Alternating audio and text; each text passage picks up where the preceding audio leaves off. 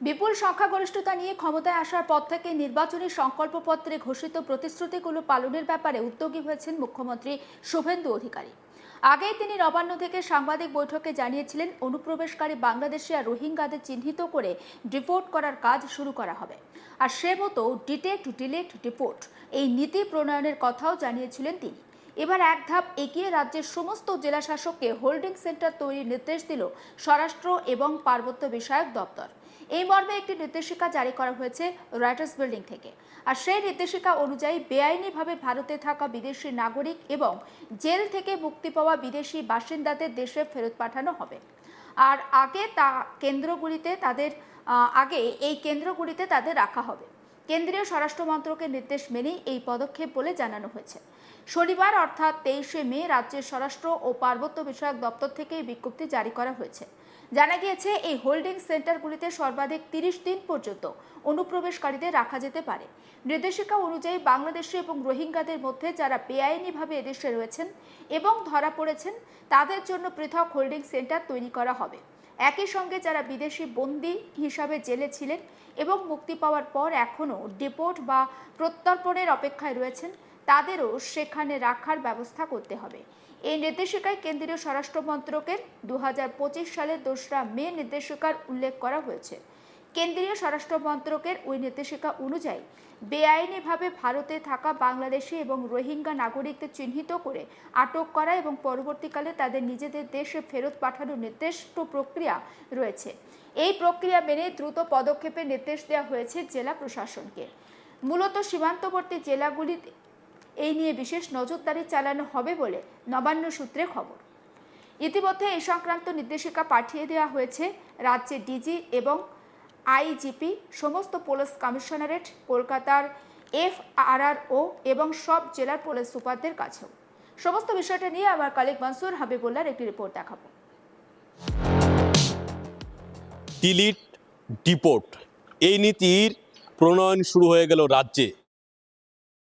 ইতিমধ্যেই নির্দেশিকা জারি করা হয়েছে। প্রত্যেকটা জেলা শাসকের উদ্দেশ্যে চিঠি দেওয়া হয়েছে, যারা অনুপ্রবেশকারী রয়েছে, অবৈধ অনুপ্রবেশকারী বাংলাদেশি রোহিঙ্গাদের জন্য হোল্ডিং সেন্টার বানানোর জন্য। প্রত্যেকটা জেলায় ইতিমধ্যে এই নির্দেশ এসে পৌঁছে গেছে। কোচবিহার সহ রাজ্যের সমস্ত জেলায় কিন্তু নবান্নের এই নির্দেশিকা পৌঁছে গেছে। মুখ্যমন্ত্রী শুভেন্দু অধিকারী ঘোষণা করেছিলেন যে কেন্দ্র সরকারের যে পাঠানো সেই হোল্ডিং সেন্টার তৈরি করার নির্দেশ মমতা বন্দ্যোপাধ্যায়ের নেতৃত্বাধীন রাজ্য সরকার মানেনি। এই রাজ্য সরকার কিন্তু এই সিদ্ধান্ত মেনে চলবে। মুখ্যমন্ত্রী শুভেন্দু অধিকারীর প্রেস বার্তা দেওয়ার পরেই কিন্তু নবান্ন থেকে চিঠি প্রত্যেক জেলা শাসকের দপ্তরে কিন্তু এসে পৌঁছে গেছে। ইতিমধ্যে তৎপরতাও শুরু হয়ে গেছে এই হোল্ডিং সেন্টার বানানোর জন্য।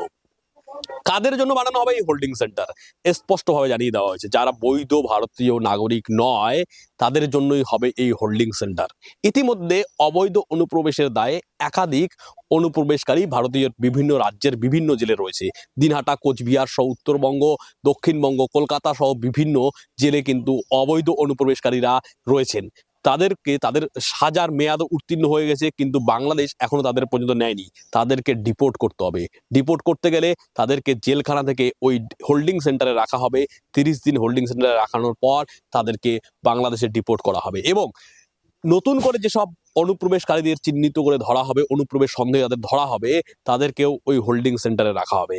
এক্ষেত্রে জেলা শাসক সিদ্ধান্ত নেবেন ওই ব্যক্তি যে ডকুমেন্টগুলি দেখাচ্ছেন সেই ডকুমেন্টগুলোর আধারে যে তিনি সত্যিকারের ভারতীয় কি ভারতীয় না তা সিদ্ধান্ত নেবেন জেলা শাসক বলে প্রশাসন সূত্রে জানা গেছে। অর্থাৎ অবৈধ অনুপ্রবেশকারীদের খুঁজে খুঁজে বের করার কথা অমিত শাহ ঘোষণা করা হয়েছিল যে চুনকে নিকালে জায়গা অবৈধ অনুপ্রবেশকারীদের, তাদের চুনকে কিন্তু এবার বের করে দেওয়া হবে। ডবল ইঞ্জিন সরকার বাংলায় আসার পরে কিন্তু অবৈধ অনুপ্রবেশকারীরা সিঁদুরে মেঘ দেখতে শুরু করেছে। ইতিমধ্যেই রাজ্য জুড়ে একাধিক জায়গায় অবৈধ অনুপ্রবেশকারী গ্রেপ্তারের জন্য লাগাতার অভিযান চলছে।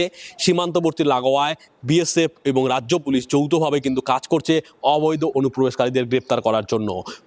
অমিত শাহ অনেকদিন আগেই বলেছিলেন এই 3Dর কথা, অর্থাৎ প্রথমে অবৈধ অনুপ্রবেশকারীদের ডিটেক্ট করা হবে, তারপর তাদের নাম ডিলিট করা হবে, তারপর তাদের ডিপোর্ট করা হবে। এই ডিপোর্ট প্রক্রিয়া কিন্তু শুরু হয়ে গেছিল যখন আমরা দেখতে পেয়েছিলাম হরিয়ানা, দিল্লিতে অবৈধ অনুপ্রবেশকারীদের খোঁজে তল্লাশি চালাচ্ছিল সেখানকার পুলিশ, তখন কিন্তু দলে দলে বাংলাদেশিরা সেই এলাকা ছেড়ে কিন্তু নিজের দেশে অর্থাৎ বাংলাদেশে ফেরার জন্য লম্বা লাইন পড়ে গিয়েছিল এবং প্রচুর পরিমাণ বাংলাদেশিকে কিন্তু পুশব্যাক করে তাদেরকে পাঠিয়ে দেওয়া হয়েছিল তাদের নিজের দেশে। এই পুশব্যাকের ঘটনায় কিন্তু শোরগোল পড়েছিল রাজ্যে। তৎকালীন মুখ্যমন্ত্রী মমতা বন্দ্যোপাধ্যায় ঘোষণা করেছিলেন পশ্চিমবঙ্গে তিনি ডিটেনশন সেন্টার অর্থাৎ হোল্ডিং ক্যাম্প হতে দেবেন না। ৪ মে রাজ্যে পালাবদল হয়েছে, নতুন সরকার ক্ষমতায় এসেছে, আর নতুন সরকার এসে কেন্দ্রের সেই নির্দেশিকা কিন্তু মেনে নিয়েছে।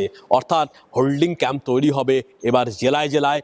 কলকাতাতেও হোল্ডিং ক্যাম্প তৈরি হবে এবং সমস্ত জায়গায় অবৈধ অনুপ্রবেশকারীদের কিন্তু রাখা হবে। 30 দিন তাদের রাখা হবে এবং তাদের প্রথম কথা তাদেরকে একটা সুযোগও দেওয়া হবে। তারা নথিপত্র দেবে প্রশাসনের কাছে, তাদের ভারতীয়ত্ব প্রমাণের যে দাবি করে যদি তারা কোনো নথিপত্র দিয়ে থাকে সেগুলোও কিন্তু যাচাই করা হবে। জেলা শাসক কিন্তু সেই সব তথ্য যাচাই করার পর সিদ্ধান্ত নেবেন বলে প্রশাসন সূত্রে জানা গেছে।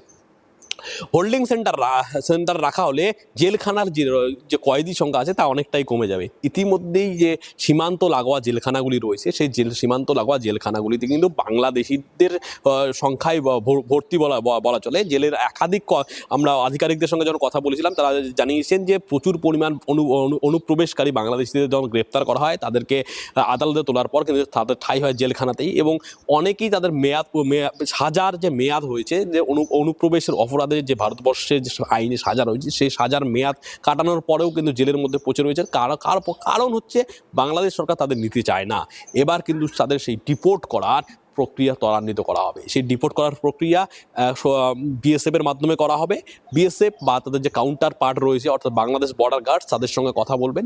সেই তালিকা বাংলাদেশিদের তালিকা দেওয়া হবে এবং সেই তথ্য যাচাই করা হলে বাংলাদেশিদের বিজেপির হাতে তুলে দেওয়া হবে। পরবর্তীতে কার্যক্রম বাংলাদেশের আইন মেনে বিজেপি গ্রহণ করবে। এই আন্তর্জাতিক প্রোটোকল কিন্তু বাংলাদেশি নাগরিক অবৈধ নাগরিকদের ডিপোর্ট করার ক্ষেত্রে এই কনভেনশন রয়েছে। অর্থাৎ এখন কিন্তু যারা রয়েছে বাংলাদেশি তাদেরকে কিন্তু বিএসএফ এর হাতেই তুলে দেওয়া হবে। পরবর্তীতে যা সিদ্ধান্ত বিএসএফ এর কর্তারাই নেবেন। অর্থাৎ অবৈধ বাংলাদেশিদের যে আগে ধরে ভারতের জেলখানাতে রেখে তাদের খাইয়ে পুষিয়ে মানুষ করা হতো সেই সুযোগও কিন্তু আর থাকছে না বলে ওয়াকিবহাল মনে করছে। 30 দিনের মধ্যে তাদের ডিপোর্টের জন্য সর্বোচ্চ ব্যবস্থা গ্রহণ করা হবে বলে প্রশাসন সূত্রে কিন্তু আমরা জানতে পেরেছি। অর্থাৎ পশ্চিমবঙ্গে আবার হোল্ডিং সেন্টার তৈরি করা হচ্ছে। এই হোল্ডিং সেন্টারে কিন্তু অবৈধ অনুপ্রবেশকারীরা থাকবেন এবং যারা গ্রেপ্তার হয়েছেন জেলে সাজা উত্তীর্ণ হয়েছে তাদেরকেও রাখা হবে এবং তার পরবর্তীতে তাদের বিএসএফ এর হাতে তুলে দেওয়া হবে। পরবর্তী পদক্ষেপ বা ভারতীয় যে সীমান্ত রক্ষী বাহিনী রয়েছে তারা গ্রহণ করবে। রাজ্য সরকারের পক্ষ থেকে পুরো দস্তুর সেই প্রক্রিয়া চালু করা হয়েছে। দেশের নিরাপত্তার সাথে দেশের অর্থনৈতিক সমৃদ্ধির সাথে এর স্বার্থেই এই সিদ্ধান্ত বলে ওয়াকিবহাল মনে করছেন। সমস্ত আপডেট পৌঁছে দেবো আপনাদের কাছে। নজর রাখুন আজ তাক বাংলা, সাবস্ক্রাইব করতে ভুলবেন না।